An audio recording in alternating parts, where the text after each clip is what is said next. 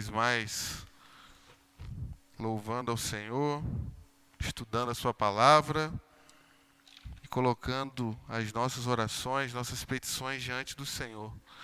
E hoje, já com um certo sentimento de saudade, estamos nos despedindo do livro do profeta Jonas, nosso último estudo, nossa última exposição nesse livro que para mim foi abençoador. Poder estudar, poder meditar, poder ensinar sobre esse livro. Então, nessa noite, eu quero meditar com vocês sobre o tema Jonas e eu. Jonas e eu. Ou poderíamos dizer Jonas e nós.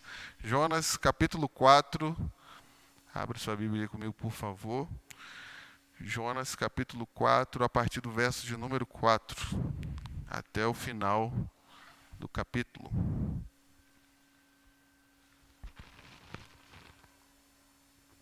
Então, na quarta-feira que vem, a gente já inicia um novo livro. Durante a semana eu vou anunciar qual livro que a gente vai mergulhar e aprender um pouco mais da palavra de Deus. Quem achou, diga amém. Coisa rápida, é bom quando a gente vem estudando o mesmo livro, que chega aqui, está todo mundo já treinado, rapidinho abre a Bíblia, né? Jonas capítulo 4, a partir do verso 4, diz assim para nós: E o Senhor disse: Você acha que é razoável essa sua raiva? Então Jonas saiu da cidade, sentou-se no lugar a leste da mesma. Ali, construiu um abrigo, sentou-se na sombra para ver o que aconteceria com a cidade. Então, o Senhor Deus fez crescer uma planta por cima de Jonas, para que fizesse sombra sobre a sua cabeça, a fim de o livrar do seu desconforto. Preste bem atenção nessa palavra. E Jonas ficou muito contente por causa da planta, mas no dia seguinte, ao amanhecer, Deus enviou um verme que atacou a planta e ela secou. Quando o sol nasceu, Deus fez soprar um vento leste muito quente. O sol bateu na cabeça de Jonas, de maneira que ele quase desmaiou. Então pediu para morrer, dizendo: Para mim, é melhor morrer do que viver. Então Deus perguntou a Jonas: Você acha que é razoável essa sua raiva por causa da planta? Jonas respondeu: É tão razoável que até quero morrer. E o Senhor disse: Você tem compaixão da planta que não lhe custou nenhum trabalho. Você não a fez crescer. Numa noite ela nasceu e na noite seguinte desapareceu. E você não acha que eu deveria ter muito mais compaixão da grande cidade de Nínive, em quem há mais... Está dando para ouvir? A grande cidade de Nínive, em que há mais de 120 mil pessoas que não sabem distinguir entre a mão direita e a mão esquerda. E também muitos animais. Amém? Não feche sua Bíblia, vamos falar com Deus. Pai, nós te agradecemos por estarmos aqui, Deus. Obrigado por estar na casa do Senhor, Deus. Obrigado, Deus, porque esse lugar é tão precioso para nós, Deus. Obrigado porque aqui, ó Deus, é onde o Senhor ministra o nosso coração. É onde juntos, ó Deus, como irmãos, como família, o Senhor, Pai, a partir da nossa comunhão, do nosso relacionamento, nos faz crescer, ó Deus, e também amadurecer. Nós te agradecemos, ó Deus, porque em mais um dia de trabalho, um dia de luta, ó Deus, o Senhor nos sustentou. Em meio, ó Pai, a tantas tragédias, ó Pai, que nós vemos no mundo, estamos aqui, ó Pai, vivos e de pé para a honra e glória do Teu santo nome. E agora, Deus, de forma especial, queremos colocar o nosso país diante do Senhor, Pai, e principalmente a igreja do Senhor. Nesse momento, ó Pai, de votação, de eleição, onde muitas pessoas, ó Pai, ao invés de destilar o amor, têm destilado o ódio. Onde muitas pessoas, ó Pai, estão confundindo convicções, ó Pai, e opiniões, ó Pai, e esquecendo, ó Pai, do amor que é devido, ó Pai, entre nós como cristãos. Ó Deus, não deixe que as intrigas, ó Pai, e principalmente as convicções, ó Pai, das pessoas de fora do nosso meio, possam, ó Pai, atrapalhar os nossos relacionamentos. Que haja paz entre o povo de Deus, ó Pai. Continua, ó Pai, falando conosco, através da sua palavra, ó Pai. É o que nós te pedimos, em nome de Jesus. Amém. Meus irmãos, Jonas e eu. A grande pergunta que eu quero iniciar essa nossa reflexão nessa noite é a seguinte: por que, ao longo de toda a Bíblia, Deus faz questão de fazer tantas perguntas? Porque Deus, em meio ao desenrolar do seu relacionamento com o homem, e principalmente dos personagens bíblicos e aqueles que andam muito perto dele, por que ele faz tanta questão de fazer perguntas, questionamento para essas pessoas? Quando nós olhamos para os pensadores modernos, para os pensadores do nosso tempo, inclusive alguns que antecedem o nosso tempo, eles vão chegar à triste realidade de dizer que Deus, ele não é tão onisciente assim, ele não conhece tantas coisas assim, a ponto de dizer que ele não conhece, e por causa. Todavia, quando eu e você olhamos para a palavra de Deus, em Jó, capítulo 28, verso de número 24, Jó diz assim: porque o seu olhar alcança as extremidades da terra, e ele vê tudo o que há debaixo dos céus. Porque esse Deus que nós servimos é aquele que sabe todas as coisas, conhece todas as coisas, entende todas as coisas. Então por que Deus faz questão de, por muitas das vezes, se virar para o homem e enchê-lo de questionamento? Certo é, meus irmãos, que todas as vezes que nós vemos perguntas de Deus aos homens, é que Deus quer nos levar à reflexão. É que Deus quer nos levar a entender o caminho que nós percorremos. É que Deus quer mostrar para nós, quem sabe, as atitudes que eu e você temos tomado. Então, através das perguntas que Ele nos faz, através das perguntas que Ele fez aos personagens da Bíblia, Ele levou-os a refletir a situação na qual Ele se encontrava. Quando nós olhamos para a Bíblia, vamos ver, por exemplo, Adão.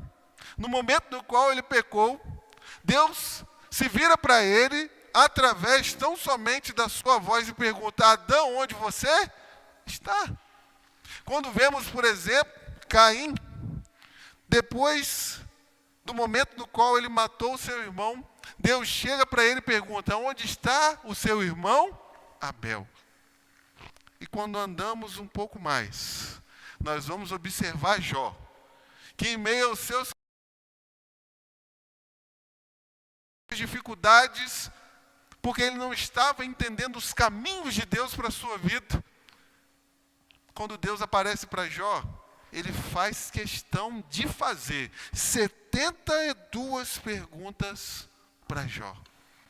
Porque Deus é o Deus que nos faz pensar e questionar as nossas vidas. Por isso, meus irmãos, todas as vezes que você estiver lendo a Bíblia e ver que Deus fez alguma pergunta para qualquer personagem bíblico, você deve se fazer o seguinte questionamento: o que Deus quer falar comigo a partir dessa pergunta? O que Deus quer ministrar ao meu coração a partir desse questionamento? E esse texto que está diante de nós essa noite, que finaliza o livro de Jonas, mostra para nós Deus se voltando para o seu profeta, se voltando para o homem no qual ele está trabalhando há tanto tempo e fazendo algumas perguntas, alguns questionamentos. E diante disso, o que esse texto tem para nos ensinar nessa noite? Acompanhe comigo, que o primeiro ponto da nossa reflexão nessa noite é o seguinte: as perguntas de Deus para Jonas. Olha o verso de número 4. E o Senhor disse: você acha que é razoável essa sua raiva? Olha comigo o verso de número 9 agora. Então Deus perguntou a Jonas: você acha que é razoável essa sua raiva por causa da planta? Agora olha comigo o verso de número 11. E você não acha que eu deveria ter muito mais compaixão da grande cidade de Nínive, em que há mais de 120 mil pessoas que não sabem distinguir entre a mão direita e a mão esquerda, e também muitos animais?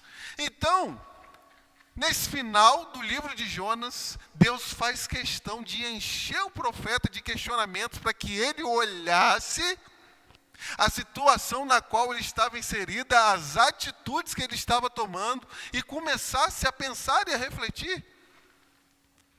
E diante disso, meus irmãos, eu quero destacar aqui que o que alegrava o coração de Jonas? O que levava Jonas a ficar feliz? Nós observamos na semana passada e também na semana retrasada que aconteceu um dos maiores fatos da história, a conversão da cidade de Nínive.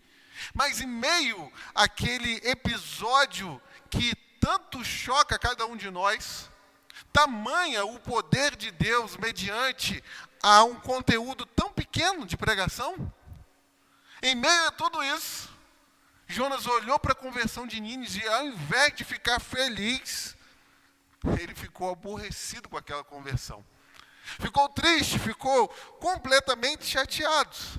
Mas o verso 6, se você reparar comigo na sua Bíblia, o verso 6 vai mostrar para nós que Deus faz crescer uma planta por cima de Jonas para que fizesse sombra sobre a sua cabeça. E no finalzinho do verso vai destacar para nós: e ele ficou muito contente.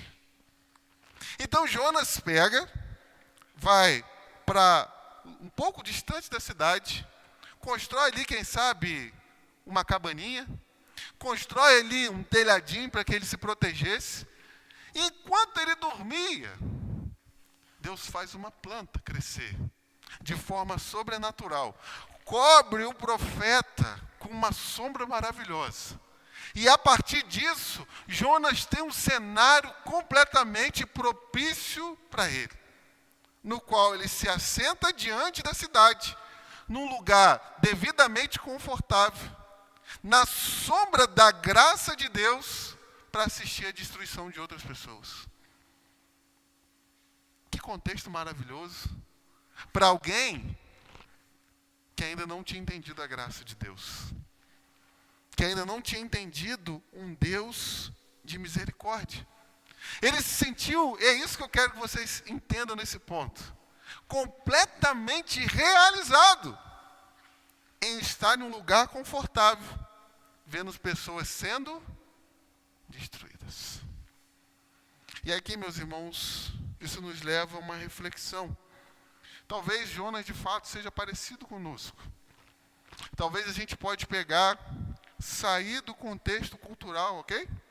Sair do contexto do mundo, ir para longe do mundo, se assentar numa tenda e ficar debaixo da sombra da graça de Deus que um dia atingiu as nossas vidas.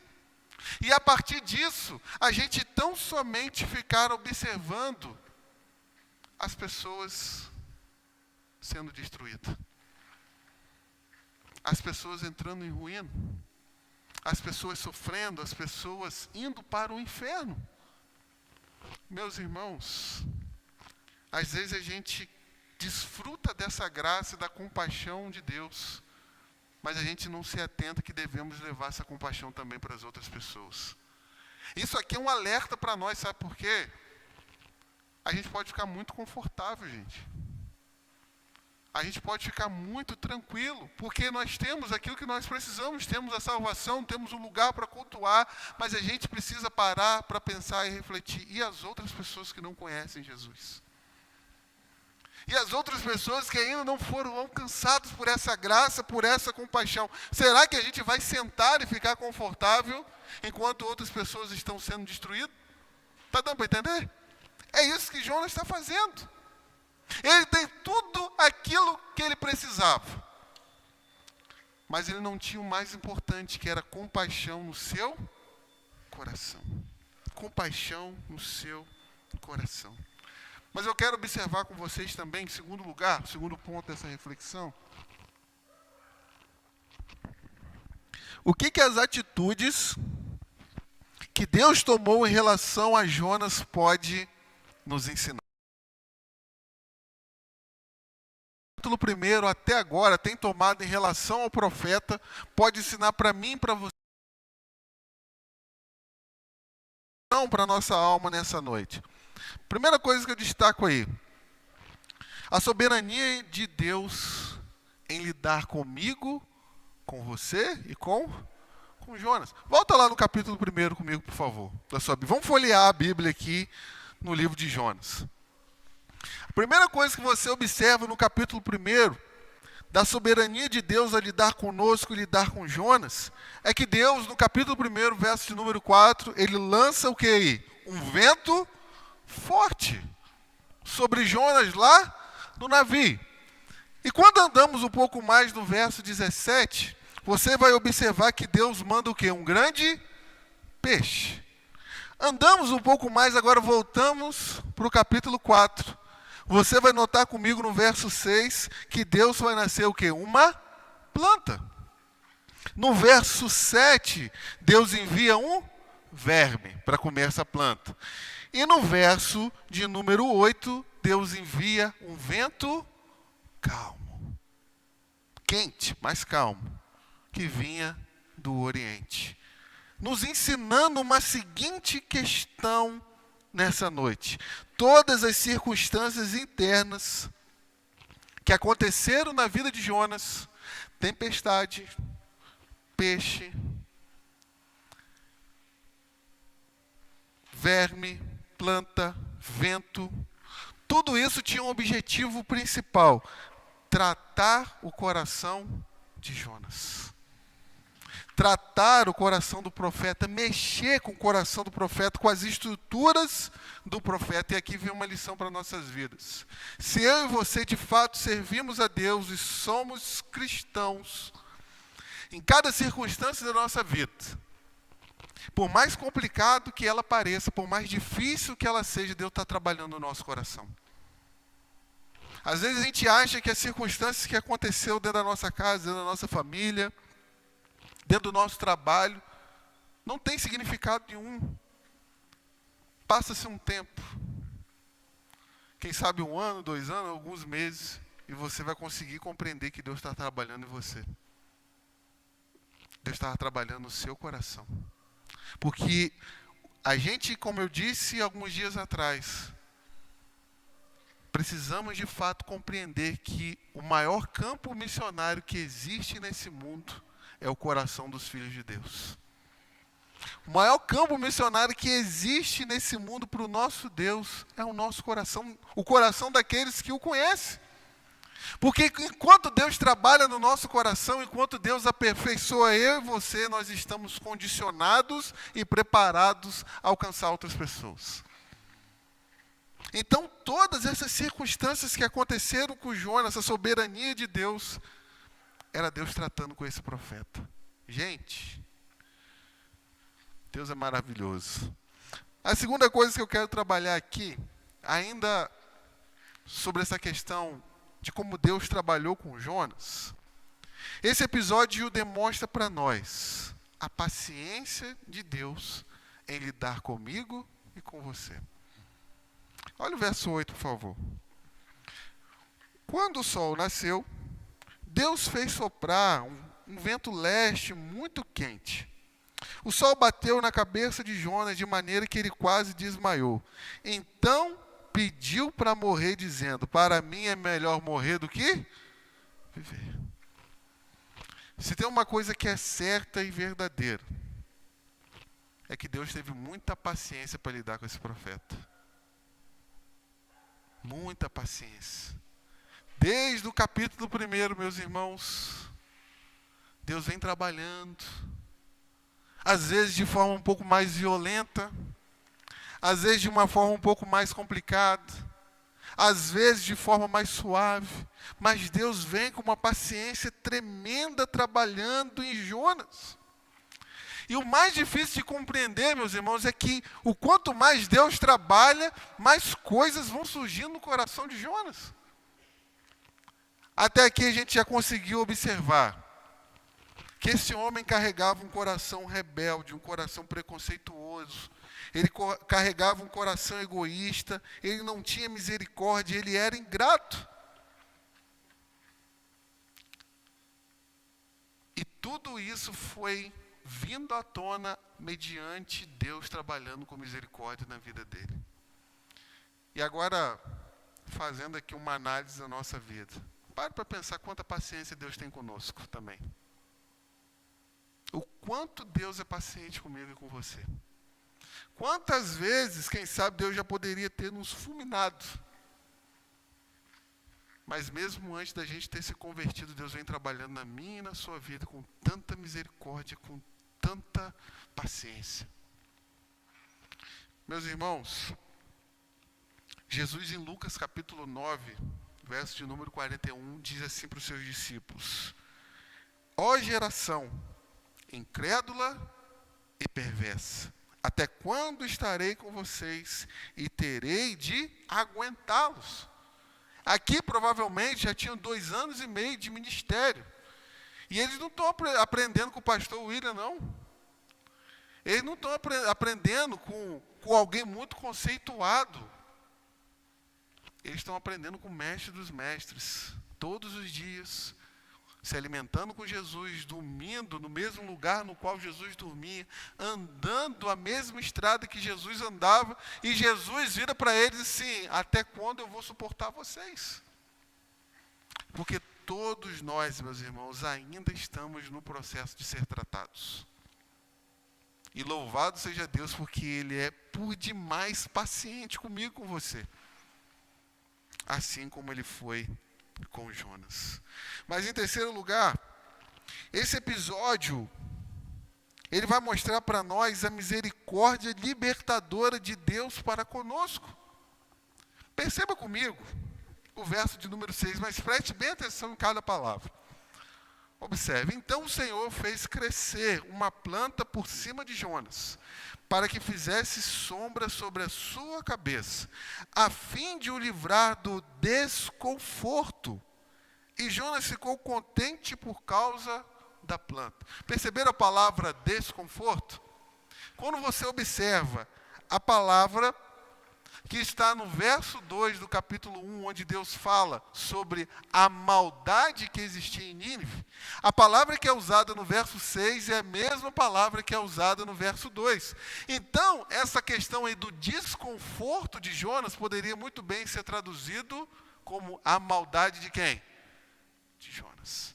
Então, Deus faz com que essa planta nasce e cresça para tirar a maldade que existia no coração de quem nesse momento? A insatisfação. A dor, a tristeza de não ver o seu sonho sendo realizado. E o que eu quero destacar aqui é que Deus mandou a planta para tirar e tratar a maldade no coração de Jonas. Mas Deus usou Jonas para tratar a maldade que existia no coração de Nínive. E às vezes na caminhada da vida, principalmente na caminhada da vida cristã, Deus levanta muitas coisas e pessoas para tratar da maldade do nosso coração.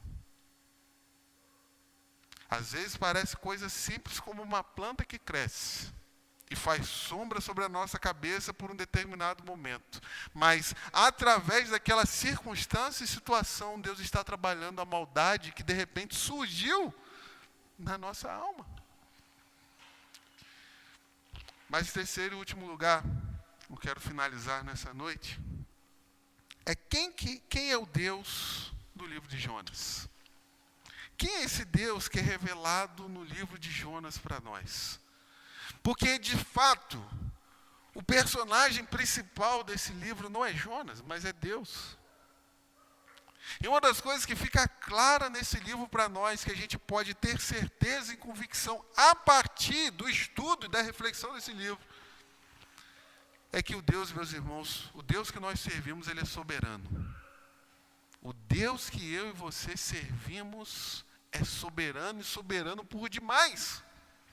Nada foge do controle desse Deus. Nem uma nação que está distante, que não conhecia a revelação de Deus, não fugiu do controle de Deus. E às vezes, é que eu quero pegar uma fala do Hudson do domingo de manhã, a gente fica batendo cabeça, nervoso, agitado, com tudo que está acontecendo. Meu irmão, entenda uma coisa: ore em nome de Jesus, faça a sua responsabilidade, e Deus está no controle de todas as coisas. A gente vive num momento de muita animosidade entre as pessoas, de muita briga, de muita discussão. Faça a sua parte, porque as nossas guerras, as nossas batalhas, a gente vence de joelho, não é com as nossas palavras. Não é com as nossas palavras. E você pode ter certeza, você pode ter o melhor discurso do mundo. Você não vai conseguir convencer pessoa nenhuma da sua opinião. O que o livro de Zacarias vai dizer para nós: não é por força, nem por violência. É pelo meu Espírito. Pelo meu Espírito.